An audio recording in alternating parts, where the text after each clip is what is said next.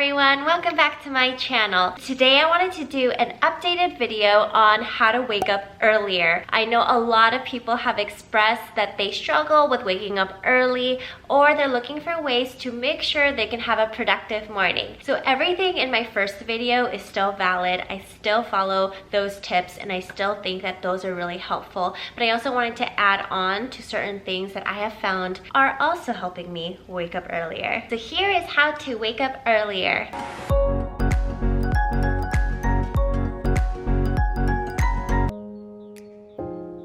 So before I give you some updated tips, I wanted to do an exercise with you.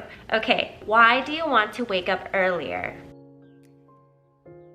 And I really want you to think about it right now. And I know it's so easy when you watch a video, you don't really want to think about these things. But truly, why do you want to wake up earlier? For me, I wake up earlier so that I don't have to feel rushed in the mornings. Why? Why do I not want to feel rushed in the mornings? Because I have so many things I need to do. I want to make sure I have enough time. Why? Well, ultimately, I want to have time to work out in the mornings because I want to make sure I take care of my body. Why? Because if I don't do it early in the morning, then I tend to forget to take care of myself at night. So that is the real reason why I want to wake up earlier, is because I want to have the time to take care of myself, my soul, emotionally, physically, in the mornings, because as the day goes on, it's harder for me to do so. So for you, you need to find why you want to wake up earlier, and then from there, you can implement these tips.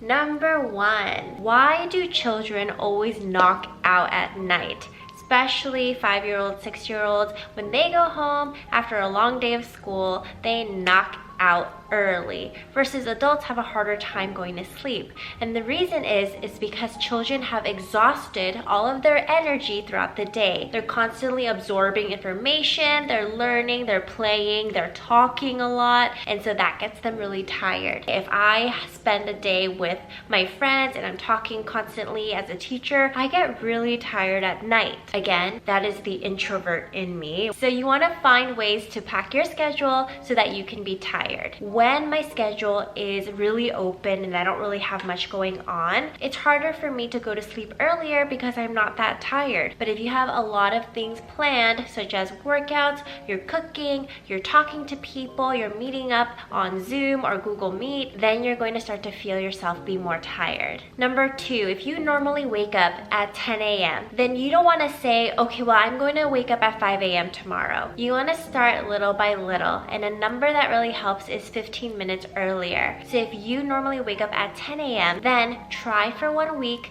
to wake up at 9:45 in the morning every day. So try to do it for a whole week where you consistently wake up 15 minutes earlier than you normally do. And then after that week, try to do another 15 minutes. So instead of 9:45, you now wake up at 9:30. And then from there, work your way back to the desired time that you want. Of course, until 5 a.m., it's going to take a couple weeks, but that way your body is getting used to waking up earlier and earlier, little by little. Number 3, gain perspective.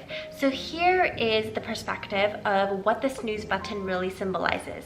The snooze button usually lasts for about 9 minutes. So when we choose to snooze, we're actually losing the opportunity to do other things in our mornings. For example, you can eat breakfast in 9 minutes. You can do a really quick workout within 9 minutes or so. You can read a couple pages of a book that you like in 9 minutes. There are so many things we can do in 9 minutes. So rather than saying, I need to snooze, you can say, no, I don't need to do that because there are other things that I could be working on right now during that time instead. Number 4, early in the mornings, do not talk yourself out of doing things. Do not negotiate with yourself. Don't say, oh, 9 more minutes, or I'll get up in 30 minutes, or let me just look at my phone for a little bit. All of those little negotiations of staying in bed actually are just gonna pull you in and you're going to lose. So really, it's better to just get up from the moment that your alarm clock rings and don't even allow yourself to think, should I stay in bed or should I get up? Just get up. Number 5, what you eat truly matters, and it determines how well you sleep at night. So 1, you want to make sure you're not hungry, because usually sleeping on an empty stomach can cause you to be a little more focused on wanting to eat. 2, I try to eat at least 4 hours before bedtime, and I don't get hungry if it's about 4 hours. And that allows my body to fully digest all of my food, and then I can get a good night's rest. So then my body isn't busy digesting while it's also trying to rest and sleep and get ready for the next day. Number 6 is your sleep position. Really think about how you sleep and how you wake up. What position are you in? Because that can really determine how good of a night's sleep you get. For me, I like to sleep on my side and I hug a pillow, and usually I'll wake up in the same exact position, which means my body was very comfortable and didn't want to move in that position. But if you're tossing and turning, you're going to wake up really tired and it's going to be harder for you to wake up. I've also read that people who sleep on their back, it's harder to get a good night's sleep because your breathing might be impacted. It might be hard for you to breathe and you might stop in the middle of the night, so it wakes you up. And different positions may wake your body up in the middle of the night. So side sleeping tends to be the best way. Number 7, I actually talked about this in my first video, but make an appointment, have accountability. It is so important. It is actually one of the determining factors of what gets me up in the morning. And it's I book a workout class or I have a call with a friend really early in the morning so that I have someone who's holding me accountable, and that really allows me to wake up. For example, if you had a flight at 6 in the morning and you had to leave at 4 or 5 a.m., you would get up. You would do it because you have to, and you have to go somewhere and you don't want to waste money. So that kind of accountability shows that you actually can wake up. It's just you don't want to wake up. So how can we switch that so that you see it as something that's necessary and that you have to do? So setting an appointment or having someone to talk to early in the morning can help.